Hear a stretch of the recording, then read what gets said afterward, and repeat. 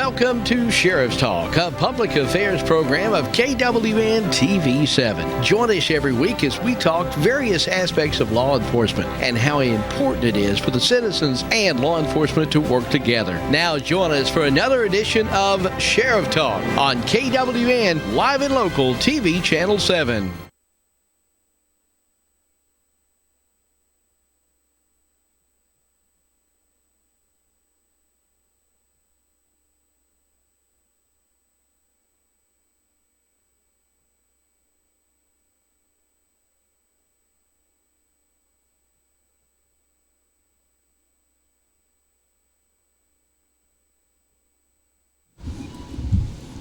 Welcome in to this week's edition of Sheriff Talk here on KWN TV.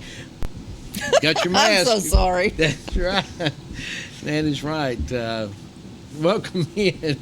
I guess I've got mine. I've got mine in the car. Yeah, we've all got it. It's becoming the big thing up there. You know, the state Supreme Court issued an order like last Friday about any judicial proceedings everybody has to wear a mask, so I'm trying to get used to it. I wore it yesterday for some meetings and stuff, and I've come here. It doesn't hurt. It doesn't hurt. It can only help, and there's so many different opinions from depending on what scientist and what medical doctor you're talking back and forth. But the bottom line, it doesn't hurt.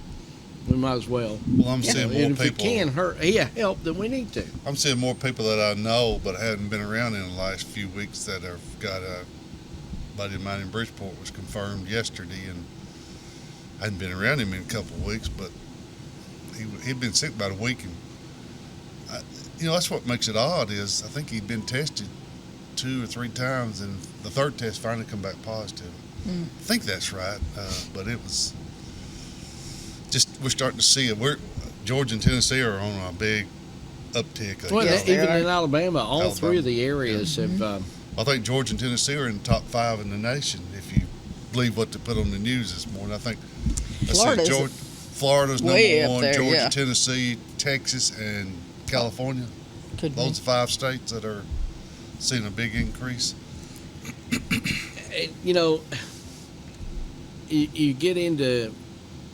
You get into things, numbers, and y'all are in the numbers. I mean, you know what I'm talking about. And there's so many different ways to look at these numbers. I was reading something earlier this morning, and it was talking about 25 to 60,000 people this influenza season had died on an average from the flu, which if you look at the average number of people in the United States that have died from this COVID versus the influenza flu, but we never hear anybody talk about the number of people that die from flu. We don't. When's the last time that anybody on the national news has talked about how many people we've lost during the 2019-2020 flu season?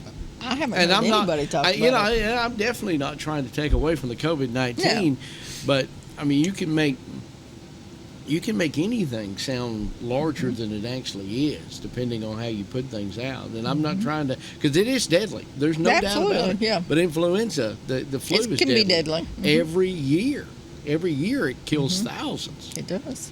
And they're usually in the, doesn't have the great immune system as a lot of people. They're elderly, and so I'm not trying to downplay it by any means. And I think we ought to do every kind of thing that we can do to protect our citizens, especially the 15% that are more susceptible to being hospitalized. But I don't know how it is for Marion, but since the beginning of them keeping records, we've only had 5 people with a Dade County address even being hospitalized for it. Now, one of the ladies did die, but she was the very first one. She was one of the first, yes. And but we've only had, according to their records, only 5 people in Dade County that's even had to go to the hospital for it since the beginning. See, I only know of 3 or 4. Right. I mean, And the thing about it is, the state don't give us that information anymore. When it first started, we were getting an update every 2 days about so and so address and stuff.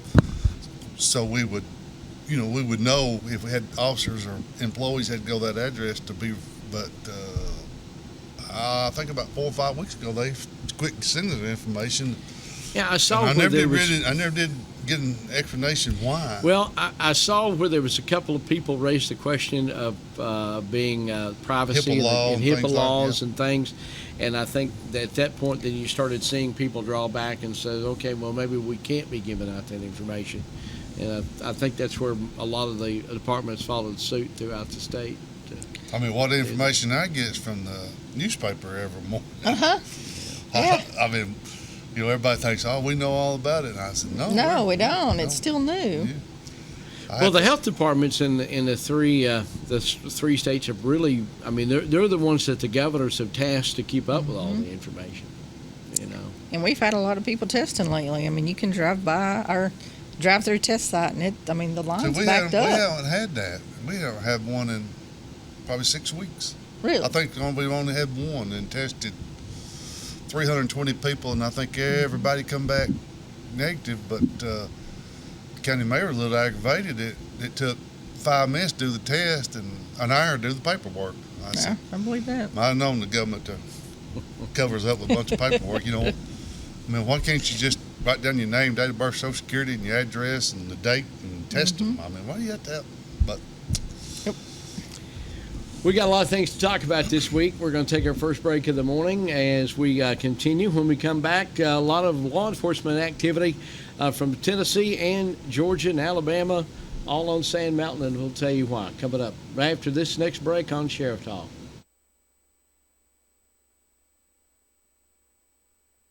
Have you written a book? You can become a published author with Dorrance Publishing, the nation's oldest publishing services company. Our professional team will edit your text, design your book pages, and create an appealing, eye-catching custom cover. Plus, our authors benefit from a custom book promotion marketing campaign that makes your book available where people buy books, like Amazon and brick-and-mortar bookstores. So make this free call right now to claim your free author's guide to publishing. Call right now. Rising Fawn Hardware is your place for all your gardening needs. Seeds, onion sets, cabbage, strawberry plants, and more. A complete line of home hardware items, too. Everything for the house, including plumbing, hardware, and metal roofs. Plus, Rising Fawn Hardware has everything you need for your livestock, including name brands like Nutria, Tucker, and Faithway. Always with a hometown atmosphere, it's Rising Fawn Hardware. 4300 Highway 11 South in Rising Fawn. Open 8 in the morning till 6 at night, Monday, Tuesday, Thursday, and Friday, and 8 to noon on Wednesday. Even open on Saturday from 8 until 4. Rising Fawn Hardware. What are you? Chicken?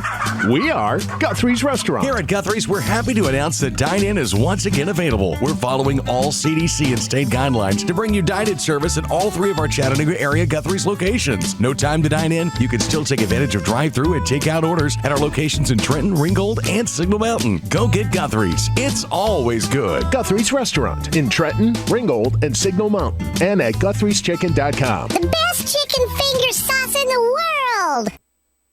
Georgia Northwestern Technical College is now accepting applications for classes.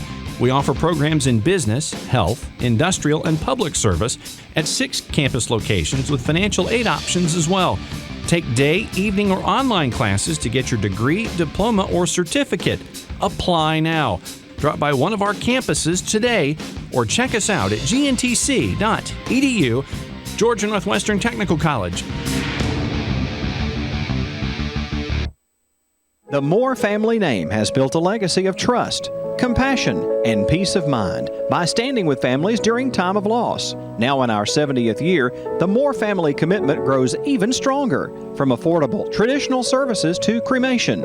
Our experienced staff stands ready to follow through on you and your family's wishes. Since 1945, the Moore family of funeral homes, North Sand Mountain and Trenton, always dedicated to those we serve.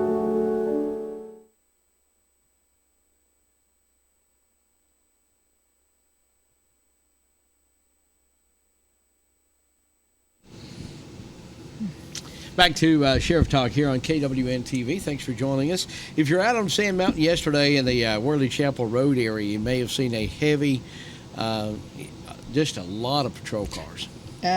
Unmarked as well. They'll all look scented and they heard explain it. But there was one person that was wanted out of Sequatchie County and Marion County that was apprehended yesterday from a search. There was even a helicopter involved yesterday. I know you know limited about it, but tell us what you do know about it. I do.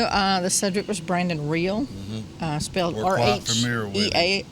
Rheal, I believe is how you spell it. I think we got a picture of him that I don't know if it was taken yesterday, but the 12th district. I don't know if this was yesterday when he was apprehended, or if this was some other time. I thought that was marijuana plants. I think it was yesterday. Yesterday. I recognized the uniform to the left of him and the orange handcuffs. That's usually what a lot of our people carry is orange, especially for the jail.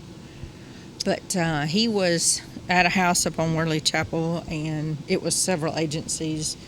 Dade County, Marion County, Hamilton County, ATF, the federal marshals, DTF agents from multiple jurisdictions.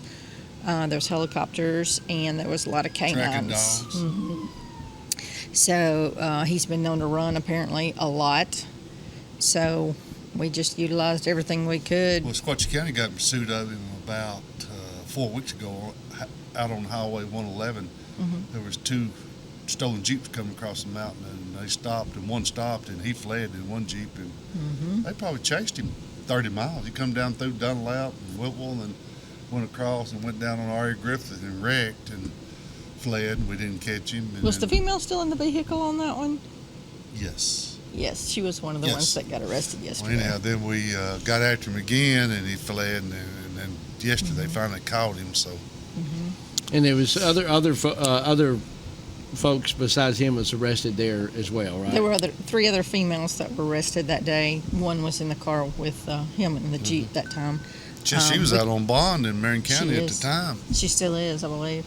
It's only been, I think, 2 under weeks. that OR bond, which I just really have disagreements with. But I agree. But I called Ray this morning because I called up jail because I made arrangements. That when y'all were. I don't think y'all have any current charges on him. Not at this time, but there was a stolen vehicle at that residence as well. But I made arrangements yesterday because I definitely need him, and I called Sheriff this morning. He said, we still got him. He said, don't worry, he ain't going nowhere. And no, you're getting him. But I didn't know whether y'all were going to end up filing charges on him down here or not. But he's got to go to Marion, then there's warrants on him in Sequatchie County too. So may even be warrants out of Hamilton. I'm not real sure. It all happened so fast yesterday that actually it all was happening before I even realized what was going on. They just it was good. It's a good operation. Good to see all these agencies work together. Dade County, Marion, Feds, Hamilton County, everybody. Of course, this affects all 4 counties because a lot of these thefts are happening in Hamilton County, and it, bringing the vehicles. If they're down here, you're going to start seeing thefts down here of vehicles, and I hope we can break this up. We still got one that we got trying to catch, so hope we can break this up. I reckon they don't really steal them to strip them. They just steal them and drive them for a while. Apparently, because the one that's still missing was driving that vehicle that was stolen. Right. Allegedly. And that day we had that pursuit of him. Later on that afternoon, we hit a house on Whitwell, going up Whitwell Mountain on 108, and there was 3 stolen vehicles sitting behind that house. Two U-Haul trucks and a car. And I think some of the ladies y'all may have arrested yesterday were there, and they were just driving that stolen car to the store, just like it was theirs. Like it was theirs. It's not funny, but it is. I mean, if you think about it, of why people just do blatant things like that, like that they don't think that they will get caught. But obviously they will. They will. Maybe not today, but tomorrow. Exactly. Eventually, you will get caught. For sure. Well, if you're living out on Sand Mountain or if you're in the area, you saw the multitude of cars in that area for sure, and that's what it was. One person that was wanted in multiple Tennessee counties and now in Dade and be extradited back to Tennessee to stand for multiple charges, sounds like, and they may have charges on the other 3 females that and there was a stolen vehicle out of Chattanooga on the property as well. And a switch tag on a Jeep. So, yeah. Well, that turned out to be and we've talked about this, Sheriff, on this show a lot, is the working together because you don't let county lines, and you don't, even in this area, you don't even let state lines hinder the fact that, everybody's got a great working relationship. See, we even had Department of Safety. I think their helicopter was flying over, wasn't it? They were? I had an officer, and they're actually doing eradication of marijuana and just kind of doing a flyover. Found a couple spots yesterday, but then when all this broke loose, they just cut loose from that and come down here and help with this. And it is a huge help. Yeah. Yeah, well, how long were you on the scene up there? I would say at least 2 hours. And they were looking for him I would say they were looking for him probably an hour and a half. Well, probably not even an hour, actually. Well, a lot of people don't know tracking dogs. We brought them out 2 or 3 times chasing these people, and with this hot weather, the dogs don't last long. No, they don't. It's probably 35, 40 minutes. They're spent, and I think Dade County has tracking dogs, don't they? Mm-hmm. We have 2. 2. We had both dogs, and then Hamilton County I know had 2 dogs, and I'm not sure else who had dogs. Well, it was a good operation yesterday. No one got hurt. Exactly. And you're able to take into custody at least one. Now, there was a Sequatchie County, or I think the 12th Judicial Circuit, that I'm not familiar with, but I'm sure you are. They said there was one other person they were looking for. I don't know if it was. They thought they were also there last night. He was there in that house yesterday. He ran out the back door. Didn't catch him. So there was one person you didn't catch. Yes. Okay. And I don't know, Cody, do we have a picture of that? The second person, I don't know what we can see on. You got thumbs up, so I guess that means yes. Yeah, we'll see what we can get here on television if we can actually. I don't even know if we got a name. Now this is the.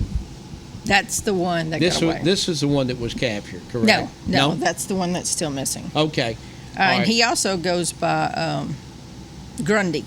His nickname is Grundy. Yeah. Don't know if he's from Grundy County or why, but his nickname is Grundy. I think he might be from that out in that Tracy City area. He may be then. He's well known to law enforcement in 3 counties, 4 counties. So if anybody sees him and knows where he's at, we've got intel, the information this morning, but he'll be captured before long. And it looks like he's got warrants out of your county, Sheriff, as well as Hamilton, with the information that we've got here. But if anybody's seen him, we do believe he was on Sand Mountain as of Monday.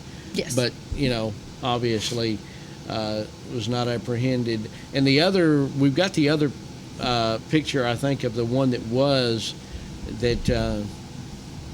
See if we can change that, and there it is. This is the suspect that was taken into custody. That's correct. And it looks like they're throwing gang signs. Yeah, it looks like violation of probation, theft of property, eluding arrest, possession of a firearm, wanted both out of Marion and Sequatchie County as well. All right, thank you, Cody. And, if you see the first person out, of course, you're asked to call your local authorities, whether you be in Georgia, Alabama, or Tennessee. They can get the right authority to come out and if you know the whereabouts. Yes. For sure. 20 minutes after the hour as we continue here on Sheriff Talk. Stay with us. We'll have more coming up. Tennessee Valley Net, your local provider of fiber optic high-speed internet, TV with over 200 digital channels available, and phone service with lots of extras. Fiber optics from TVN is expanding to many areas. Call and see if TVN is available in your area. 706-657-4367 or log on at tvn.net today. Bundle and save on fiber optic high-speed internet, digital TV, and phone service, all from Tennessee Valley Net. 706-657-4367. Online at tvn.net. Landers McClarty Ford Payne, Alabama, home of America's hardest working truck. Right now, all 2020 Ford Rangers on sale with 0% financing for 72 months. Ford 2020 F-150 STX truck, 0% APR for 72 months. See dealer for details and additional fees. Medical professionals and first responders take an additional $500 bonus cash. Landers McClarty Ford, 1916 Glen Boulevard Southwest, Fort Payne, Alabama. Shop online, LandersMcClartyFordFortPayne.net. It's never a good idea for a lawyer to view the evidence of a case through the lens of another person. That's why at the Bandy Firm, we never send investigators or staff to go meet with critical witnesses, investigate the scene, or to inspect important evidence. At the Bandy Firm, Sean Richardson or Marshall Bandy personally meet with witnesses and personally investigate all possible evidence. With 65 years of combined trial experience, trial lawyers Sean Richardson and Marshall Bandy will be with you every step of the way. If you have been injured due to the negligence of another, call the Bandy Firm today. They will be with you every step of the way. The Bandy Firm, 706-935-STEP, or on the web at bandylaw.com. The Bandy Firm, every step of the way. Call 706-935-STEP. That's 706-935-7837.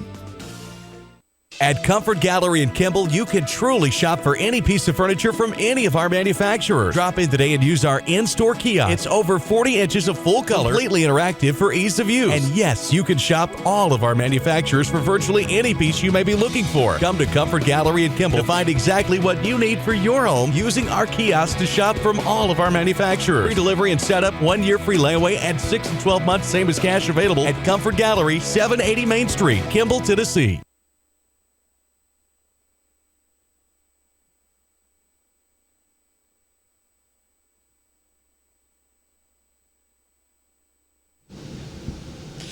Back now to Sheriff Talk here on KWN. We thank you very much for tuning in each and every week, talking to law enforcement and different aspects. And I guess we need to talk a little bit about it does affect school opening because you've got both counties have law enforcement officers that are in the schools. Mm-hmm. What's the latest you've heard about yours? Well, I've called the school superintendent twice, and he's indicated to me they're going to, of course, my understanding is it's left up to the local school board. Mm-hmm. I guess they'll have recommendations from the state, but he told me, I called him Friday, and he said, well, they're going to have a meeting tomorrow and decide, but... so we'll know this week probably how many counties. Should know this week, but I don't know. I know there's a big national pushback to delay it for a month. Mm-hmm. I seen where... Los Angeles, San Diego schools were in California were delaying theirs for a month, and plus they're going to offer the virtual. Mm-hmm.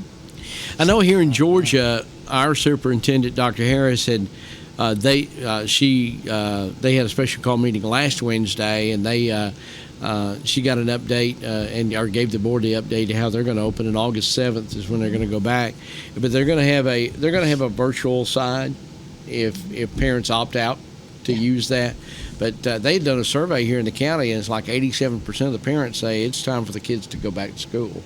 So, they're going to, of course, it's not going to be a normal thing. They're going to eat breakfast in the classroom. They're not going to be going to any of the commons areas or anything. They got to go straight to their classroom. There's a lot of things.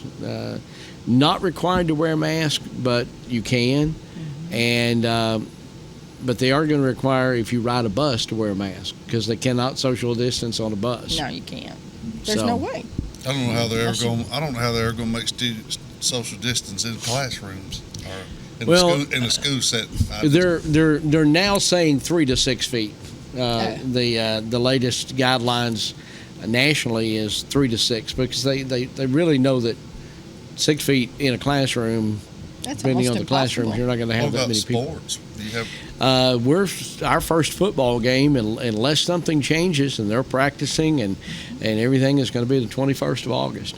They're going no changes from what they. I haven't heard as far as the number of spectators they're going to let in the stands. They may they may or may not do that. I don't know. I haven't heard that. I seen where the Princeton and all those Ivy League schools have canceled everything to Yeah. them.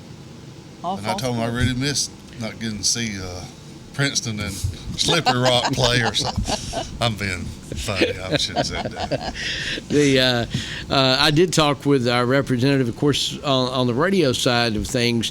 We're WFLI that we have is the flagship station for the UTC Chattanooga Mocs. And I talked with the representative from there yesterday, and they're still on for regular. Now, they're going to limit the number of people in the stands at 50% capacity. So there's going to be, all of the stands, they're only going to limit I wonder if half. that's going to be the same for University of Georgia and Tennessee. Could you imagine what is Knoxville Oh, has my 108,000? Can you Yes. imagine cutting it down to 50. 50? I don't know. I haven't heard from the FCC. Now, I did read that they had met yesterday, and but they haven't made any final decisions on anything as far as the SEC is concerned. But as of right now, UTC, as of this week or as of yesterday, UTC will be playing, and they will be at 50% capacity fans in the seats. And I'm assuming because they're in Chattanooga, it'll be, you got to wear a mask because they got that mask mandate in Tennessee. Of course, if we have a big uprise in the virus, everything could change. It could change within the next couple of weeks. And y'all know this better. It could change in the next hour, depending on what the governors decide to do or not. Of course, to this do. one it puts everybody in one of them positions. If you have school, got a push to have school. Then if you open schools up, then all of a sudden we get a bunch of people sick. Then you're gonna get criticized for having school. So it's one of them decisions It's a no-win situation. No win at all. No-win situation. I know that talking with Dr. Harris on a couple of programs that we do other than this, they've already thought, okay, if someone in a classroom comes down and gets tested positive, they may send that classroom home and not the whole school. But what happens when it's high school and they change classes? Well, they're going to changing classes will be, from what I understand, they're going to be doing it very creative, and you may see different staggered times than folks on one side of the hallway or whatever in a single file line, that type of thing. It's not going to be your normal chaos that goes on for 4 minutes trying to get to the next class. But if that person that's sick is in 6 different classes, are they sending every? I have no. I don't know I have how that's no gonna idea. work. And how long do you send them home? I don't know. I don't either. Well, it's 10 to 14 days quarantine. It is. And school used to start after Labor Day. I wonder what changed that. They have more breaks. Do they? Okay. Yeah. Well, that makes sense. You got a spring. We never had a fall break. We never had a fall break. We never had a spring break. We had spring, but we didn't have fall. As far as, and I'm talking about, 3 or 4 days or long weekends or whatever. So they've got more time. That makes sense. Because I think, in Tennessee it's 175 days. Georgia has to go 180. And how you slice it, it's got to be 175 and 180, to be able to do that. But I think a lot of this is going to be being able to be adjusted on the fly. Absolutely. What's going to happen today may not be what they get to do tomorrow. I would be surprised if they don't, Marion County, if they don't kick it back till after Labor Day, just to see what happens the next, 4 or 5 weeks. Well, and the Tennessee governor's order does go till the 7th or 8th, right, of September, which is Labor Day. Yeah. As a matter of fact, so they may do it, but as of right now, I do know that Jackson County's already sent out their guidelines, and the state of Alabama is going back at their regular date, and Georgia's going back to their regular date, and you said that Tennessee or at least Marion County is going to have their discussion this week. According to the school superintendent, they may meet tomorrow to try to work out some kind of arrangements. But I keep pressing him. When? He said, I don't know. He said, we may try to start back 10th, I believe it is. or he said, I wouldn't be surprised if we don't kick it back to after Labor Day and see what happens. Do your SROs patrol during the summer? Mm-hmm. And that's good. You probably needed them. helps. Oh, Lord, I've got, I probably got 5 or 6 out. I've got a lot of them out on sick leave, not the virus, other things, but they've saved me this summer, because if I didn't have them, I don't know what I'd do. Same here. Same here. Yeah, Of course, when those positions come open, they all jumped in there because they thought they was going to be off all summer. And I waited till they took a position. I said, oh, by the way, I forgot to tell you, when school's out, you got to come in and patrol. And they thought they was going to be off on fall break, Christmas break, spring break. That would have been nice. 2.5 months in the summer. And I said, no, the agreement with the commission was that they would fund that, but when you're not in school, you got to be on patrol. So I've used one in dispatch. I've used some in jails. I've used them on just about everything up there at one. Well, it gives you an opportunity, especially during the summer, to let people off on vacations. Well, I've got probably 25 officers already turned in vacation for July and August. So, I'll need them to cover vacations. But I think a lot of them are going to Florida, and I thought, I wouldn't want to go to Florida right now. And I seen on the news this morning where if you fly into New York, the police or somebody meets you there at the airport, and you got to have a written plan where you've been away from everybody for 10 days or whatever to show before they let you in the city. Negative COVID test. Yeah. Otherwise, you have to quarantine for 14 days. Right there. In the United States. It must be working, because I seen yesterday where theirs is going down. Yeah, they didn't. First time in New York yesterday was the first time they hadn't had a death from this virus in 3 months? Long time. Something like that. Yeah. So it must be working. Well, But I seen where Florida was going back to stage 1, where I think California is going back to stage 1. Maybe it was California, but they were going back to shutting down the restaurants, the bars, and. Well, Florida, Miami's already closed their beach again. Yeah. They had like 13,000, I think, positive cases. And I'll go back to an article at the Mountain Valley Independent, and for those of you who don't know, it's at discoveryday.com. Our lady that reports for us, Summer Kelly, she did an interview with Logan Boss, who is the public information officer for the North Georgia Health Department, or Georgia Department of Health. And in his interview, he said, we've got a long way to go. He said they believe until we get at least 60 to 70% of the population exposed, they've been exposed to it, they've actually got it, or vaccinated before we ever get past this. And in Dade County, if you look at 60 to 70% of the population, you look at 10,000 people that are going to have to either be exposed, going to have to get it, or be vaccinated before we can get to the other side of this. But we're still sitting here with 79 cases, so we've got a long way to go. And as part of those 79 cases, positive tests for the antibodies? Well, yeah, part of them is, but I guess what he's saying is the fact that this is not anywhere near where we've got to be, We're not even close. and we need more people to fit in one of those 3 categories. And we know that it can't be a vaccine; they don't have one yet. No. So it's a good article to read, by the way. You can go to discoveryday.com, click on the Mountain Valley Independent, and read that article with Logan Boss and Summer Kelly. And there's a very good article of what he put out about what we're nowhere near out of the woods yet, for sure. We'll take another break. Stay with us. Sheriff Talk continues.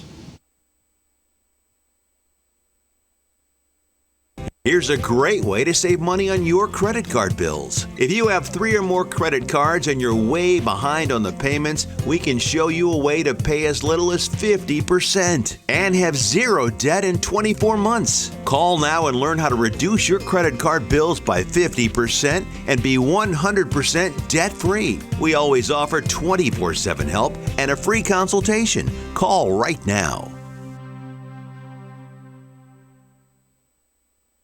A small bank with big service. Citizens Bank and Trust, offering a wide range of services, including online banking. Pay your bills, manage your account anytime, 24 hours a day. Your account balance is only a phone call away as well at 657-1234. Or visit our convenient locations. Lookout Mountain, Georgia, Higdon, Alabama, on our main branch on Highway 11 in Trenton. Citizens Bank and Trust, 657-5678. A community bank that believes in the community. Citizens Bank and Trust. Member FDIC, Equal Housing Lender. The power to work. That's what you get with genuine Husqvarna products. And now through the Husqvarna Fleet Program at York Small Engines, you also have the power to get free Husqvarna Power products. Purchase a Husqvarna 52-inch Z400 Series zero-turn mower and get a free backpack blower, plus a free string trimmer. Then you'll be ready to take on the great outdoors with the power of Husqvarna. The Husqvarna Fleet Program at York Small Engine is the clear choice for great value and superior performance. See the full line of quality Husqvarna products at York Small Engines, located on Highway 41 in Jasper. Stop in and see the new Husqvarna Fleet packages, or give them a call at 942-3965. With your new Husqvarna 52-inch Z400 Series zero-turn mower, you'll get a free backpack blower and free string trimmer.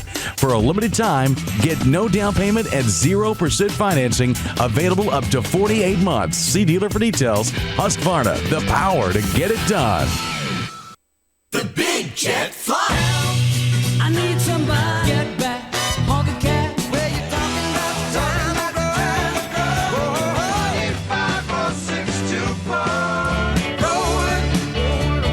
rolling on the river. Big cat fashions and gas. Till I reach the highest ground.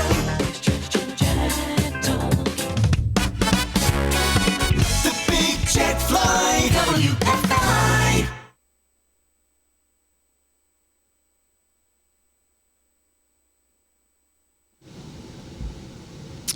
Welcome back to Sheriff Talk here on KWN. I want to say, coming up this weekend on radio, on News Radio 101.3 and 1420, going to be on about 6 different frequencies in the greater Chattanooga area. There's a new program that's going to be debuting this coming Saturday morning at 10 o'clock. It's going to be The Weight of the Badge.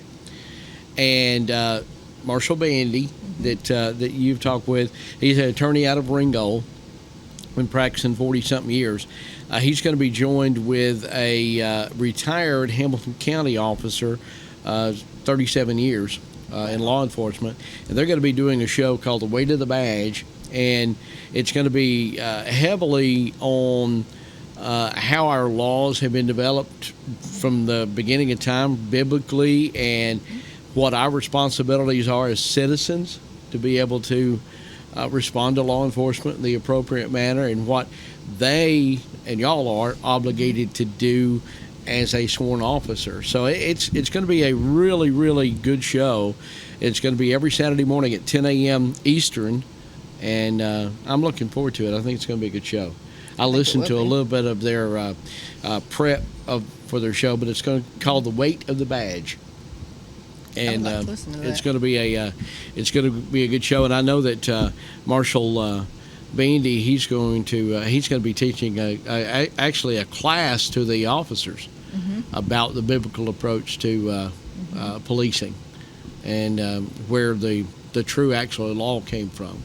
Yeah, he'll be here next week, so, and I'm really excited to see it. Well, there's so many things. We ran a series that he did where he took the Constitution says and the Bible says, and he'll line it up where our founding fathers got like search and seizure and different things out of the where we get our indictment system in the court system comes right out of the scriptures, and it's really cool how he's done that. But that's going to be this coming Saturday and every Saturday morning at 10 Eastern, 9 Central.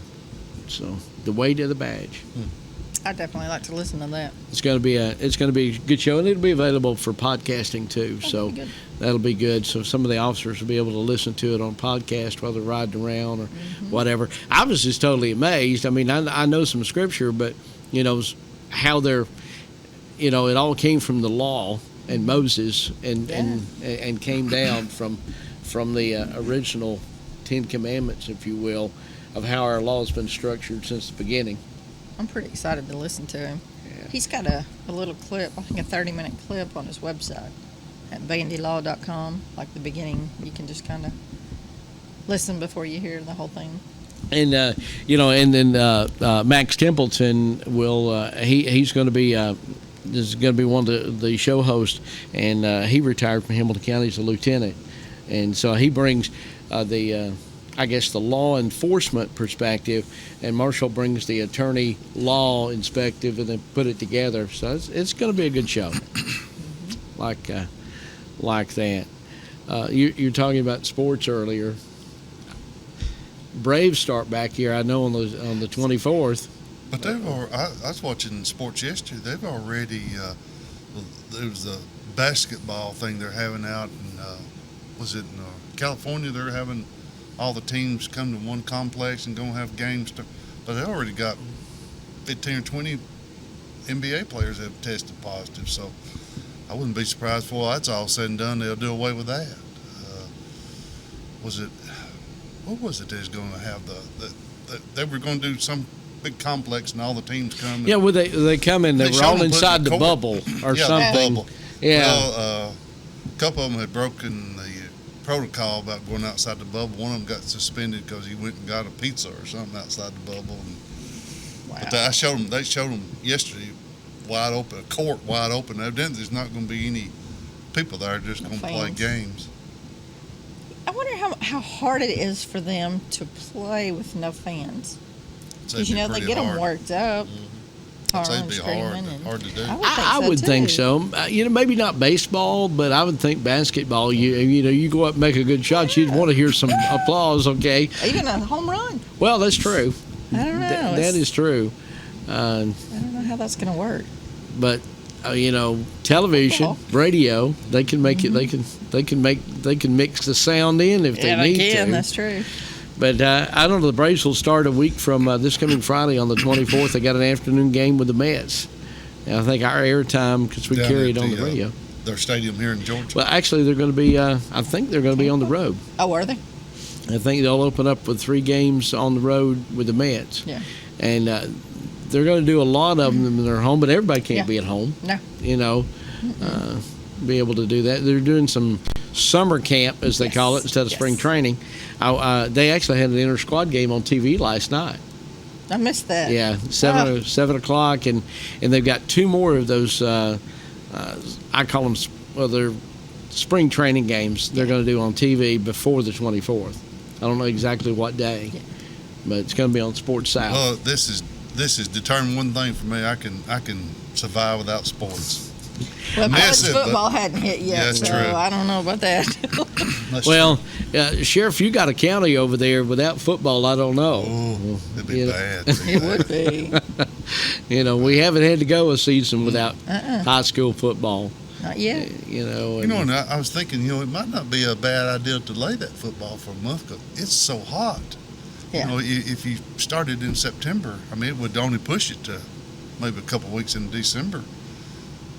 It's like today's supposed to be 94, tomorrow 94, and it's going to have a cool spell Saturday. I think going to get to 91. So, but it's, you see every year where a lot of kids die from heat exhaustion during that. And I got thinking maybe it would be a good idea to move that back 4 or 5 weeks. Well, didn't the Tennessee High School Association, they've come out with a couple of different things, and the first game may not play until like 3rd week in September or something like that. I don't know. I hadn't heard. I think they've, and maybe only play on conference games or something.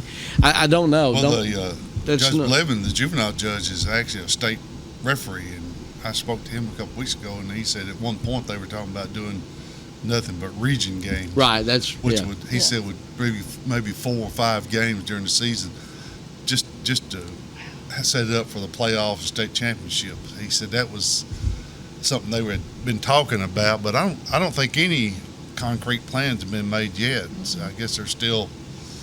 I'm sure there are a lot of meetings, a lot of stuff going on trying to decide what to do, but the time's getting near. We're going to have to decide to do something. It goes back to the fact that you start something, you may have to change it. Yeah. And there's a lot of perspective to be able to look at this. Even at a college level, pro level, I don't worry about them. I mean, there's a bunch of millionaires playing the kids' game, whether it's basketball or football or baseball. But there's a lot of students at the college level and at the high school level that could be their senior year coming up, and it could mean a lot to them as far as, are they going to be able to advance? Are they going to be able to? Right. I mean, their professional career, or a lot of high school kids, maybe been waiting to get noticed for a college that could give them a free ride to college. So there's a lot of things on the line. Absolutely. That I mean, unless you're thinking about it, you just don't think about everything like that. It's really, I mean, the disease is unfair to everybody, of course, but there's a lot of consequences if they don't play. That it's it's going to be unfair to some of the seniors that may not get the notoriety that they need. That would get them looked at for a Division I, Division II school or something. And baseball didn't get to play this past spring at the school. I think that hurt a lot of seniors, or could have.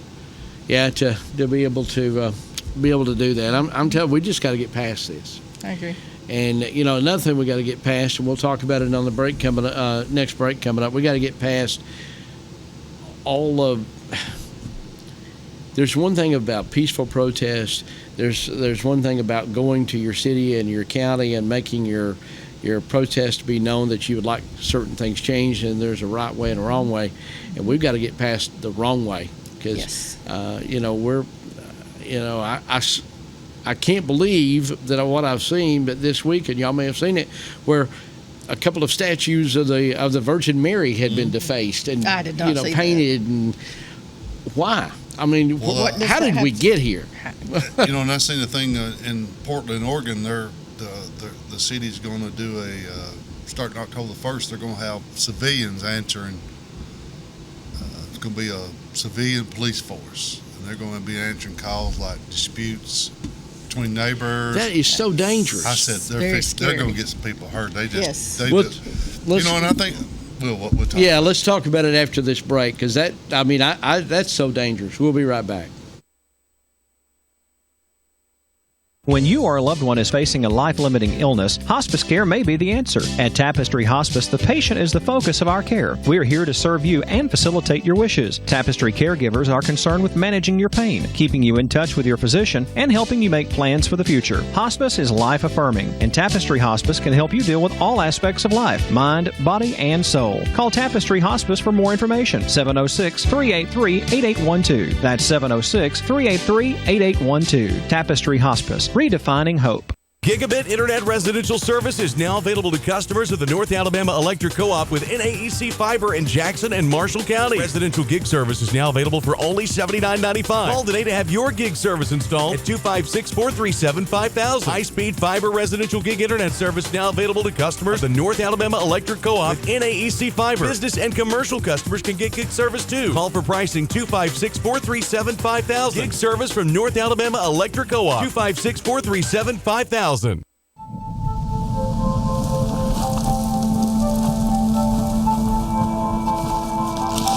Marie smoked 12,000 packs of cigarettes over 15 years. She quit, and now there's a new lung cancer screening that could save her life.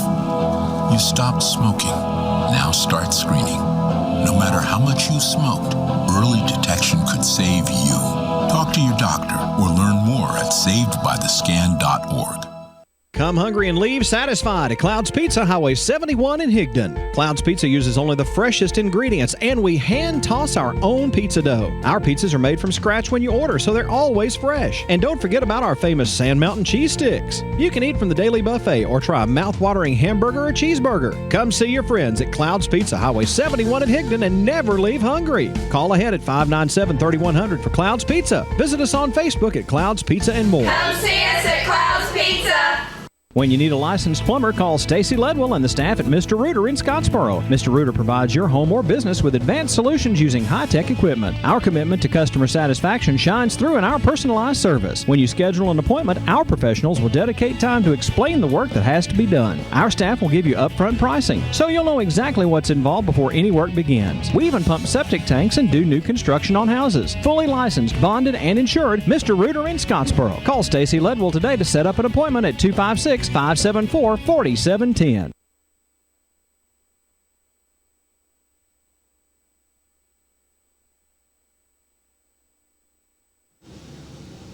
Back to Sheriff Talk here on KWVN. This talk about sending a civilian police force or members of just lay members are paid, Family and Children's Services out on calls by themselves. It's Bad too move. dangerous. Bad move. Well, that's we were talking about during the break. Portland, Oregon says they're going to have that program available and start October the 1st. They had a list of calls that civilian and police officers.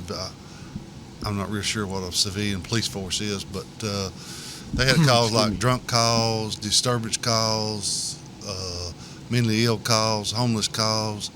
I'm sitting there going, people that's making these rules and regulations have never been in a patrol car, have no idea what they're talking. They're going to get people hurt. Or killed.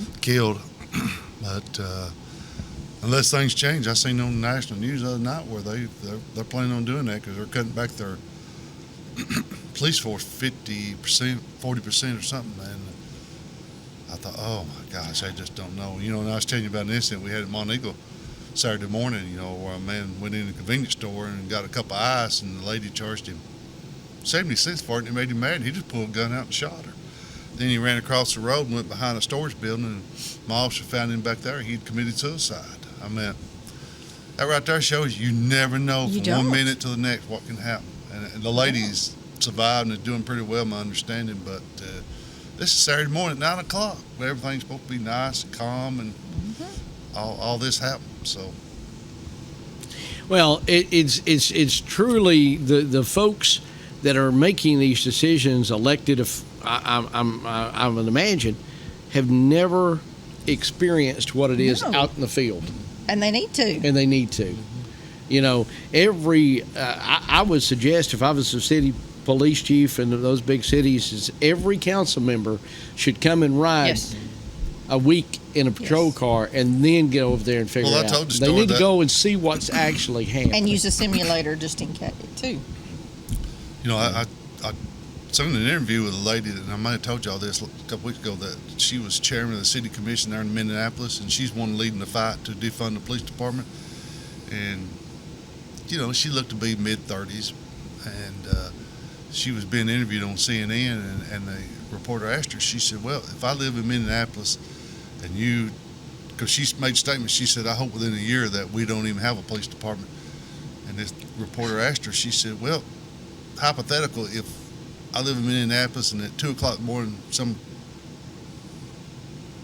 somebody kicks my front door open, armed with a gun, she said, if we don't have a police department, she said, who do I call? And that lady sat there a minute. She said, well, I tell you what you do. Said, I'd just sit him down and have a conversation with him, see if you couldn't work that thing. Oh my gosh! And I said, that's somebody that does not know how the real world It's not reality. Works. Not reality at all. No. Somebody kicks your door in at 2 o'clock in the morning, armed with a gun or unarmed. They're not there to talk. No. And what they don't understand is there's an underlying reason somebody's knocking your door down. It may be because they're needing a fix. They've run out of drugs, and they do things to their own family. Exactly. When they need the drugs that they happen to be addicted to.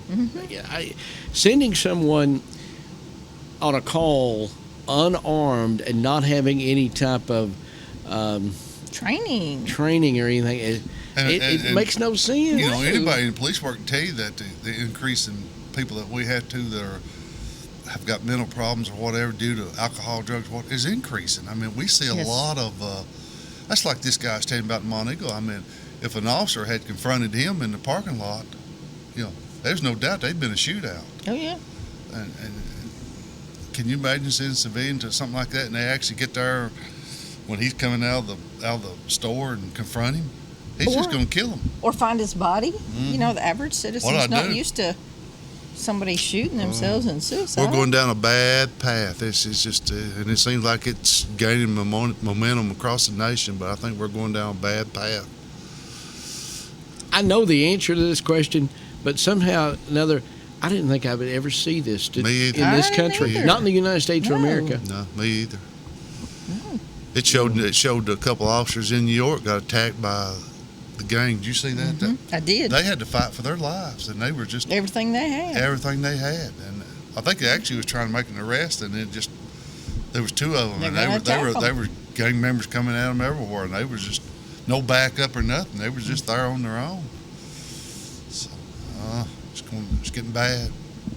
You know, I don't understand, and you're right, Sheriff. I think they end up getting some good public servant people, you know, whether they're with the Department of Mental Health or they're with the Department of Family and Children Services, any of these other agencies that don't have the protection of some type of protective device, a bulletproof vest or a gun or a taser, and the training to go along with it, they're just putting them out there in harm's way. They are. I mean, there's no doubt about it, because I know y'all respond with these agencies that we're just talking about. Y'all normally respond with them wherever they go. I mean, we answer those calls. I'm sure Dade County, we answer those calls daily. You know, I mean, the officers are. That's what I try to tell county government officials sometimes. You know, you just don't realize how many calls we have to go that end up possibility of getting violent. I mean, it's every day. So, you know, if you start putting civilians out there, you're gonna get people hurt, and people killed. Absolutely. Well, time's come and gone. It seems like we just get started and the show's over with. I'm just hoping at some point in time we can get past having to talk about this thing every week, and we can get back to some type of normalcy, even on the COVID-19 or on the unrest in the country. Both, preferably. Well, yeah, absolutely, absolutely. Well, y'all have a great week. You too. And we thank you very much for watching, and we'll see you next week for another edition of Sheriff Talk.